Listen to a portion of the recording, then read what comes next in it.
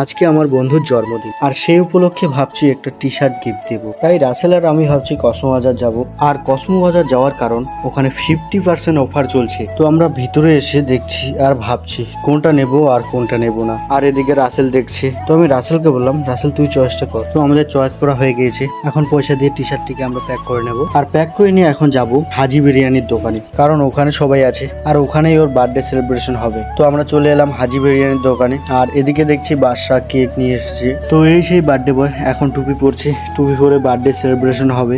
আর cake কাটার আগে আমি গিফটটা দিয়ে দিলাম। তো এখন ও যে কেক কাটছে, তো কেক কেটে আমাদেরকে খাওয়াবে।